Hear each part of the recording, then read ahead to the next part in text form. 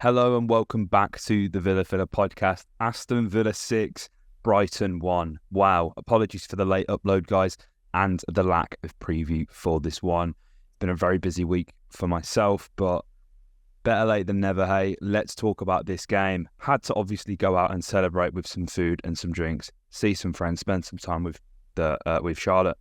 But into the game, this is just... who'd have expected this? I mean, obviously there was no preview, but my thoughts ahead of this game were, boy, I'd really take a draw. But Unai Emery had set us up to absolutely annihilate Brighton. And this is where there's always, I feel like Brighton get all of the accolades, all of the sort of the praise for how well they flip players. And, they're sort of taking Chelsea to the cleaners. You're talking 105 million for Caicedo, all this type of thing.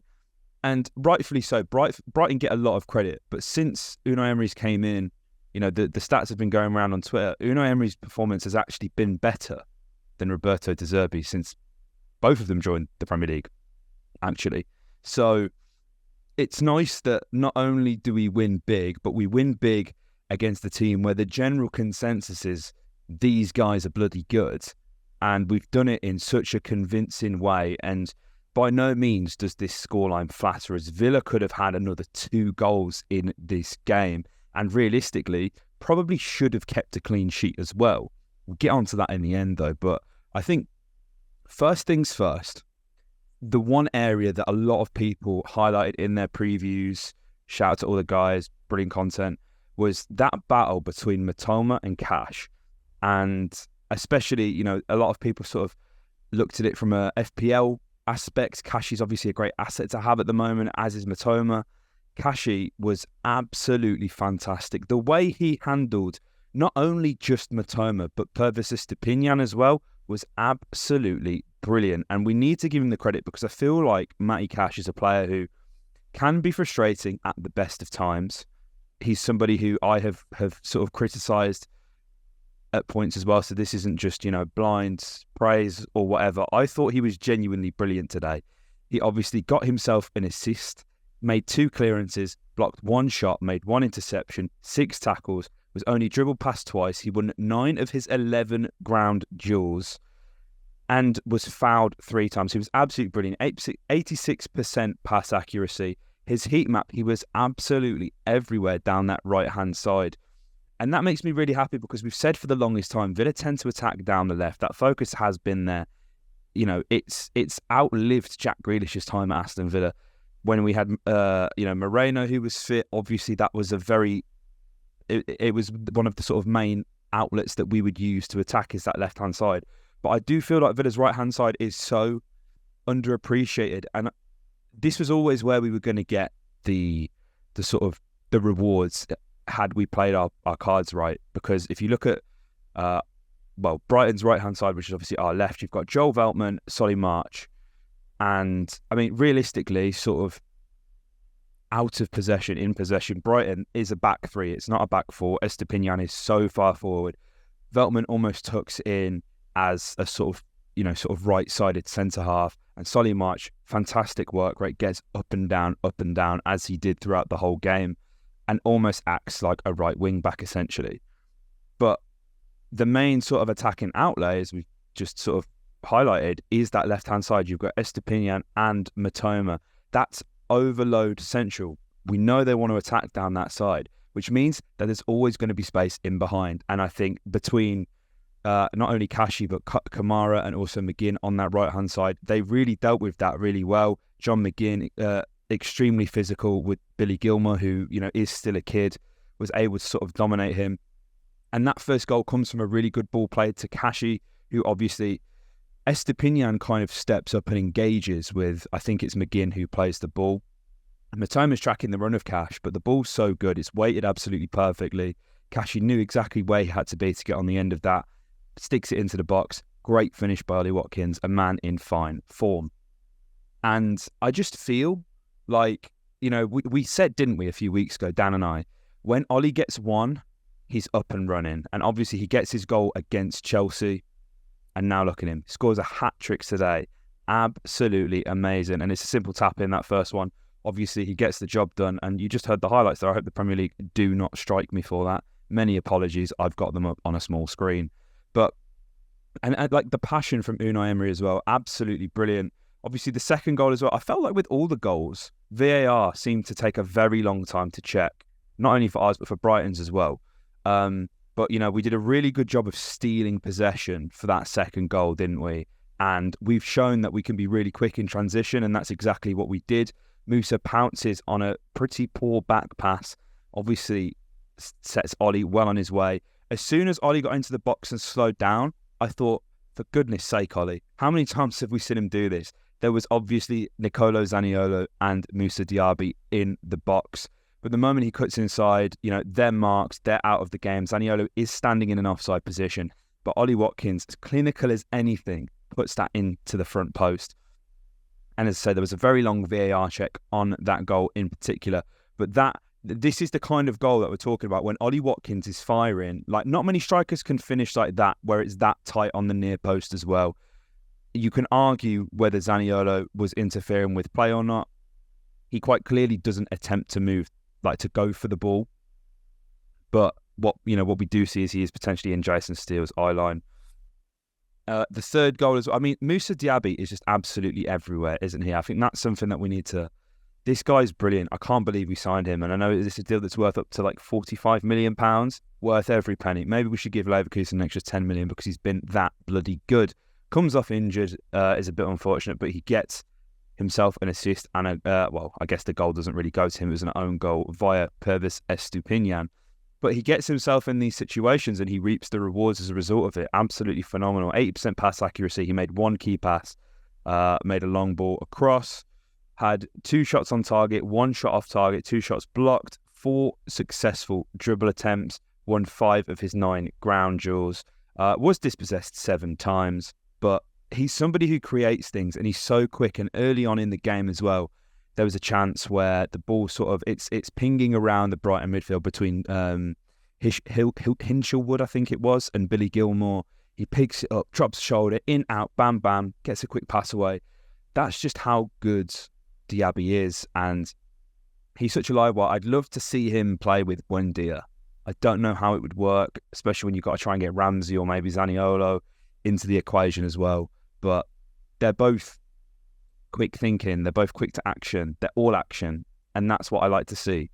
And yeah, I mean, obviously it's a shame Emi Buendia won't be playing for Aston Villa anytime soon, but nevertheless, own goal, but they all count. We're 3 goals up at this point, and you're thinking surely it can't go wrong. Obviously we go into half time. I don't know where I sit. You guys are probably expecting a really sort of passionate and an emotional answer as to why the Brighton goal was offside. But when the ball's played from Pedro, the ball's cut across, and Ansu Fati is in fact standing in an offside position. He's on the goal line essentially when that ball is crossed in, but the ball isn't played to him. It's cut back to March. I'm just watching it now again just to make sure that this is sort of fresh in my mind. The ball comes back to March. It kind of ricochets about. It looks like Esri plays the ball in the midst of maybe fouling Pedro, and it falls into the space where Ansu Fati drops back, and then he's obviously got a half-open goal which he fires into. I don't technically think that's offside. Correct me if I'm wrong in the comments, guys, but I think it's kind of like, remember that Rodri goal during lockdown against us where he was sort of like standing in an offside position and then he like ran back on sides? I feel like it's like that, where it's a bit of a loophole. But, you know, from a defensive perspective, you have to do a bit better there. If we're being completely honest from our point of view, because, I mean, one, Fati is completely unmarked at the back post. That is, you know, your first error. You got to make sure you mark your men, and we've seen this a few times with Dean now. You know, sort of watching the ball and not necessarily his man. And I mean, to be fair, I think March was his man. But when that ball is sort of played into the box, Kashi's, you know, he's taken out of the equation. McGinn tracking back, obviously sends himself for an absolute hot dog in the process. I just think it's a little bit sloppy. And this is a period where, you know, for the next sort of 10 minutes, Brighton really did dominate the play, and you sort of sat in the stands thinking, these next 10 minutes are massive for Villa. We need to ride this pressure out and then really go for it, especially against Brighton and an all guns blazing attack. The way they play football, the high press, the high energy. The only way you can combat it is by doing exactly what we did in the first half, and that was give them a really good go. And thankfully, we were able to sustain that pressure, and we reaped the rewards for it later on. John McGinn's assist, absolutely amazing. It's phenomenal. And left foot, right foot, it doesn't matter with Ollie Watkins. It's going in, even if it has to take a little deflection. Counts as a goal because it was a shot on target. But that little chipped ball from McGinn was absolutely beautiful. Obviously, you've got Tariq Lamptey on the pitch at this point as well in left back. Estepinian came off. And I mean, it's just a fantastic finish. And I think we got the sort of game management was right as well. You guys will know I absolutely love Nicolo Zaniolo, but he just isn't very quick. And I think we needed that injection of pace. And that's something that Jacob Ramsey brought in abundance. He was absolutely phenomenal. A few really nice passes he made, some really good link-up play. But that goal, oh my God. Jacob Ramsey isn't the flashiest of players, so he doesn't necessarily get the credit that I feel he deserves. But the one thing that really stuck out to me in this movement, and guys, you let me know if you noticed this, because it felt like JJ was running with the ball for an eternity. He had so much time and space, but I believe it was, I'm not sure who the player was actually was sort of tracking JJ, but he give it a couple looks over the shoulder, and he looks for Luca Dean as if to play the ball there. So the marker then goes for Dean rather than committing a foul on JJ from behind. But that little look, again, to kind of confuse that, it enabled him to come inside of both Veltman and Adam Webster and just beautifully wrap that ball in. He's just absolutely phenomenal. And I just hope we can keep him fit, because Jacob Ramsey is so important to Aston Villa being a success. His energy, as I say, he's not necessarily the flashiest of player. He always likes to get involved. He's high energy. And, you know, that goal, it just goes to show you the level of skill that Jacob Ramsey actually does possess. You know, obviously we all know that, but it was brilliant. And for us to keep going at it as late as we did as well, I don't want to be too harsh on Ollie. He should have got four. Should have got four before that shot that he makes on before Douglas Luiz's goal. Ollie Watkins should be scoring that, especially as he got his hat-trick. But it was nice that Dougie got involved as well. Another player who's just absolutely phenomenal. Like, we're talking about world-class levels that Douglas Luiz is operating at. And he's going about his business very quietly. Managed 53 touches, 93% pass accuracy, had a shot on target, won 5 of his 8 ground duels. He was fouled twice. He's just everywhere, made 3 tackles. He's honestly one of the best players I think that potentially has ever played for Aston Villa, and the levels that he can still go on to reach is absolutely frightening. So I'm glad he got himself a goal, because again, a lot of the work he does, you don't necessarily see output in terms of goals and assists, but he's so key to our midfield functioning that it's nice that he can get the goal, so he can get the recognition through that. But I thought he was fantastic. And De Zerbi didn't really have many answers, and this isn't the first time that Brighton have been sort of beaten pretty convincingly by a team that has been able to beat them almost at their own game, which is concerning, I guess, if you're a Brighton fan. I know a few Brighton fans, so this was a very, very sweet victory. But this feels big, right? Because obviously it all felt a bit doom and gloom. You know, the loss on Wednesday, there's basically no one in the ground, bit of a scratch team, losing to Everton. Yeah, good turn of form maybe, but, you know, they've only gone and lost to Luton today, so that kind of contextualises that result just a little bit as well. But obviously this is the 10th straight home win in the Premier League for us now. We've back-to-back wins. We've just come, we've beaten Chelsea in the Premier League as well, away from home. This is all really good because we've got another big week coming up. We've obviously got Zrinski at home in the Europa Conference League. And then on Sunday, we're going away to Wolves. Obviously not too far for us to go.